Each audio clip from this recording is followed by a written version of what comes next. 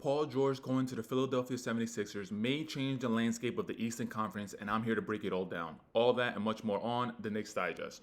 Alright guys, so before Game 4 last night on NBA Countdown, we actually had a surprise guest of Joel Embiid joining the panel, and the panel was Stephen A. Smith, Malika Andrews, Paul George, Michael Wilbon, and Kendrick Perkins, I believe, and Joel Embiid joined in on the party. And the whole time, Joel Embiid was basically saying how he wants Paul George on the team. And if you're an avid NBA fan, if you're an avid basketball fan, and you're keeping up with all the news in this offseason between free agents, between players not being happy, between potential trades, one of the biggest takeaways so far in the offseason is Paul George and the Los Angeles Clippers not being on the same page as far as negotiation talks. I believe Woj sent out that tweet saying that they're not on the same page regarding negotiation talks, and then now you have Joel Embiid actually going to go visit Paul George on the panel and talking about how we just need a few pieces. We're a few pieces away of being a contender.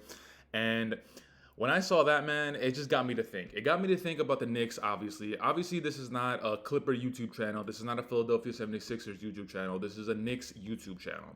But what Chris and I do, we're always on the lookout to see how anything outside of the Knicks realm, how is it going to affect the Knicks? So Paul George, if somehow he lands with the Philadelphia 76ers, what does that mean for the Knicks? Well, first and foremost, a three-man team of Tyrese Maxey, a healthy Joel Embiid, and a Paul George, that's not nothing to sneeze at. Now, Paul George, personally, in my opinion, I don't think he could be one of your two best players on the team if you're looking to win a championship. But this is where he kind of fits in perfectly with Joel Embiid and Tyrese Maxey, because if he does join the 76ers, he's going to be the third option. I don't care about any of Paul George's accolades. What he's actually shown me within the last few seasons is that he can't be the one leading the charge on your team. If you're going to depend on him to take you to the promised land, he's not really it. And if he's your number two option, depending on him to go into the promised land, he's not really it. But with the emergence of Tyrese Maxey, specifically in that first round against the New York Knicks, where I believe they were in Game 5, they were about to get eliminated, and then Tyrese Maxey has one or two plays that completely saves their season. Of course, they ended up losing, but Tyrese Maxey, man, what he's shown me in that spotlight, because prior to this season, James Harden was on the Philadelphia 76ers, and James Harden was actually the number two option behind Joel Embiid. So that meant Maxey had to take a back seat to Joel Embiid and James Harden. But with the debacle that the whole James Harden and Daryl Morey stuff happened, James Harden went to the Clippers, which then propelled Tyrese Maxey into that number two spot behind Joel Embiid. Paul George, at this stage of his career, I believe he just finished his 14th or 15th season in the league. So he's on, I don't even want to say he's on the latter part of his prime. I'm not even sure if I can say he's in his prime anymore. He's definitely a respectable player that you would love to have on your team. He's probably top 20 in the league. But if he's one of your two best players, your first two best players on the team, I don't think that's going to cut it. But again, like I said, this is where he fits in perfectly. Maxey and Embiid would be the two best players. So Paul George, he wouldn't have all that much pressure on him. And if you put pressure and Paul George in the same sentence, he doesn't really have a good history with that. Take a look at his performance in the bubble. Take a look at the first few seasons with the Clippers in general. Like, there's just a lot to pull from with Paul George. But now let's tie it back into the Knicks. Okay, so if Paul George goes to the Philadelphia 76ers, what does that mean for the Eastern Conference landscape?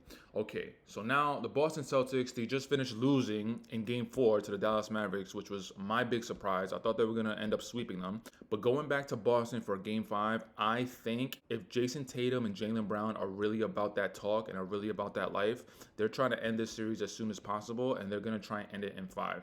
So Boston Celtics, if they win the championship this season, a lot of the talk in the NBA media and the basketball fans world, Boston Celtics, they're 100% going to be in the conversations for repeating. They're going to be in the conversation for being top 3, top 5 best teams in the league.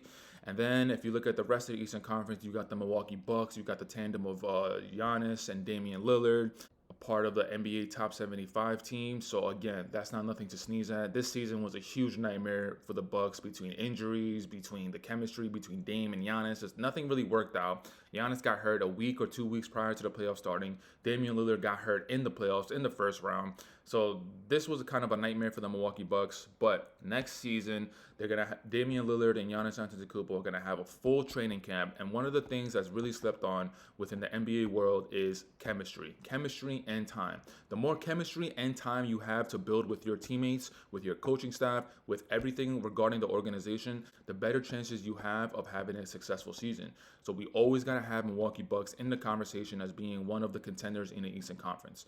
Now, beyond Boston, beyond Milwaukee Bucks, what are the other teams in the Eastern Conference that could probably make some noise?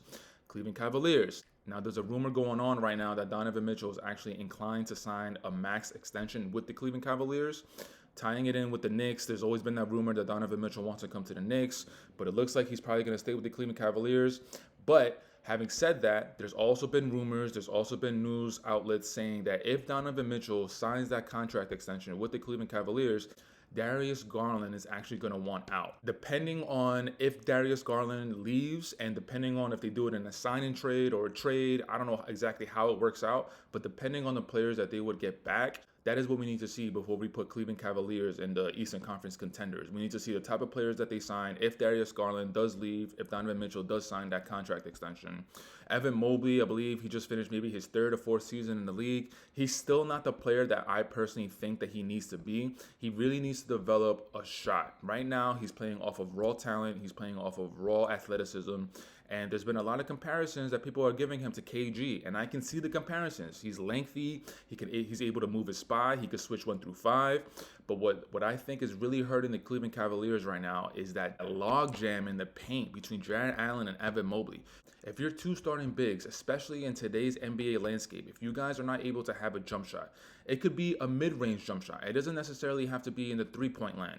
If it's just a mid-range jump shot, that is going to open up the game for Evan Mobley for himself, but it's also going to open up opportunities for Jarrett Allen. Jarrett Allen's going to have more room to roam within the paint. He's going to have more real estate just to do what he does. And Jarrett Allen, at this point in his career, he's not going to develop a three-point shot. He's not going to develop a mid-range shot. His game is rebounds, blocks, jump hooks, and dunking on everybody's head. But if Evan Mobley is clogging up the paint, that kind of doesn't leave a lot of room for Jarrett Allen to explore what kind of player he can be. So Cleveland Cavaliers, there's a lot of questions regarding what's going to happen with Donovan Mitchell, Darius Garland. But Donovan Mitchell, we do have to give him respect. He is a top 10 to top 20 player in the league, certified all-star, a bona fide all-star season after season. So we always got to have them lurking around. Other teams in the Eastern Conference, we got the Orlando Magic. Orlando Magic, they finally got the experience that they needed. They ended up losing in 7 games in the first round to the Cleveland Cavaliers. But in my opinion, I actually thought they should have won that series. But I could also see it. It's their first time in the playoffs. The lights are on. The lights are bright. Paolo Banchero being the best player on the team. This is his first time in the league. Second season, mind you. But he needed this experience to see the difference between the regular season and the playoffs. The intensity ramps up. The physicality, just attention to detail. Everything ramps up. But this is really going to bode well for Paolo Banchero specifically, but alongside his teammates, Franz Wagner, Mo Wagner, Wendell Carter Jr., Jalen Suggs. This experience that they had in the playoffs, I really think is going to bode well for them in the future, and the Orlando Magic is definitely a team that we got to keep an eye on.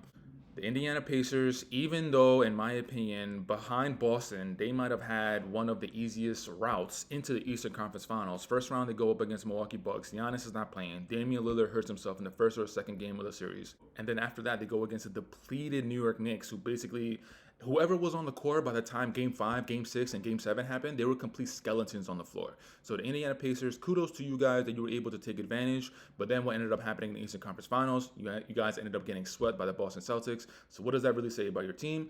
But Tyrese Halliburton being the best player on the team, your future is super bright. I really like Tyrese Halliburton's game. I like how he's able to involve his teammates, involve his players, but I also like the offensive game that he has. He's able to stretch out the floor, go behind the three-point line, but he's also able to attack the rim. He's 6'5" or 6'6". I love his length specifically for the point guard position. He's going to be able to overmatch. He's going to be able to have a lot of mismatches, especially at that point guard position. But with the core group of Tyrese Halliburton, Miles Turner, Benedict Mathurin, Andrew Nembhard, like that core is definitely going to have a bright future if they could keep them together.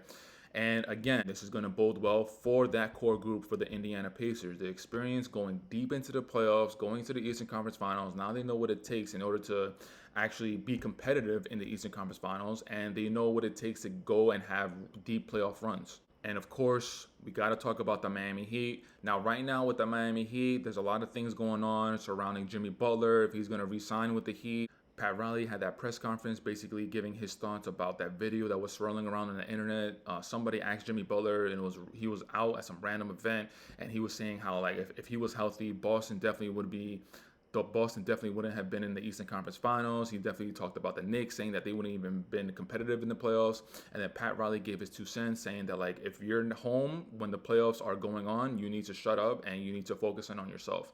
So I don't know what's going on with them. I don't know what's going on with the Miami Heat. I don't know if Pat Riley is kind of like holding back on signing Jimmy Butler.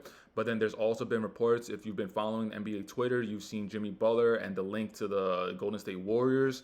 Jimmy Butler going to the Warriors, man, teaming up with Steph, Clay, and Dre. Jimmy Butler is definitely on the, I don't know if I want to say back end of his career. He's definitely ending his prime. He's definitely in the last few seasons. He's definitely in like the last couple seasons of his prime. But if you're still able to squeeze out one really good season of Jimmy Butler, like he had last season when he went absolutely crazy, like he was possessed, and he dropped like 50-point games, 40-point games against the Milwaukee Bucks in the first round. If you're able to squeeze out at least one more season and you pair Jimmy Butler with Stephen Curry, Dre, and Clay, like I said earlier, you never know, man. Steph might get another ring. He might get 5 rings. So that is pretty much what the Eastern Conference landscape would look like for next season, talking about the relevant teams. But if Paul George is able to make his way to Philadelphia, then the conversations, again, are going to look different. Philadelphia will definitely be in the conversations with the Miami Heat, with the Boston Celtics, with the Orlando Magic, with the Cleveland Cavaliers. They would definitely be in that conversation as far as just being one of the teams that you got to look out for. And then if Philly is able to get one complete healthy season from Joel Embiid from start to finish, from the first game of the regular season all the way until if they lose in the first round of the playoffs, second, third, or if they make it to the NBA Finals, but if Joel Embiid is able to have 100% healthy of a season, we got to look at them different, man. And then Tyrese Maxey is going to have more experience under his belt. I believe he's going to start his 3rd or maybe 4th season next season. So Tyrese Maxey, Joel Embiid, Paul George is nothing to sneeze at. We really got to take them seriously. For the Knicks, we got to see if we're going to re-sign OG. We got to see if we're going to re-sign Isaiah Hartenstein. If we don't re-sign one of the two, and right now it's looking like Isaiah Hartenstein is probably going to walk because OKC, Detroit, San Antonio, it looks like they're going to be throwing the bag at him. So if Isaiah Hartenstein leaves, who are we going to target in order to replace Isaiah Hartenstein? I put out a video a couple days ago talking about Kevon Looney, and I like the idea of that. Kevon Looney is kind of like a good comparison to Isaiah Hartenstein. Isaiah Hartenstein has a little bit better of an offensive game, but Kevon Looney is going to bring leadership. He's going to bring championship caliber experience. Key word, championship. He's going to be able to give game to Jalen Brunson, Julius Randle, OG if he stays. He's going to be able to tell stories about how Clay, Dre, or Steph sacrificed for the betterment of the team. So there's a lot of different questions swirling around the New York Knicks, but next season definitely looks bright for the Knicks. Hell, you can say that if we were fully healthy this season, OG, Brunson, Dante, Josh Hart, Julius Randle, Mitchell Robinson, if everybody was healthy, look at how the playoffs played out. Indiana Pacers got swept in the Eastern Conference Finals. Boston looks like they're going to win in 5 in the NBA Finals. So you can say that if the New York Knicks were healthy, we definitely would have been competitive against the Boston Celtics in the Eastern Conference Finals, probably taking it to a Game 7. And if we were able to beat Boston, look at how Boston is handling Dallas. I'm saying that all now in real time. I'm not really thinking about the matchups between Dallas and New York. But if Boston, who won the Eastern Conference, is going in Dallas and they're about to win in 5 games for the NBA Finals with a healthy New York Knicks team, maybe it could have been the same for us. But guys, those are just some of my thoughts, especially after I seen Joel Embiid basically just do a huge tampering job on the NBA countdown set before the game started yesterday. Those are some of my thoughts. Those are some of my takes. Let me know in the comments. Let me know what you guys think about Paul George going to Philly and what does that look like for the rest of the Eastern Conference. Do you think Paul George going to Philly propels the 76ers, the upper echelon of the Eastern Conference, or do you think that they're still going to have a lot of things that they need to address? But that's it for today's video, guys. And you guys know the drill. You know the vibes. Taj Gibson for president wherever you are. Jalen Brunson for all the MVPs. The deuce is loose. And I'll check you out in the next video. Peace.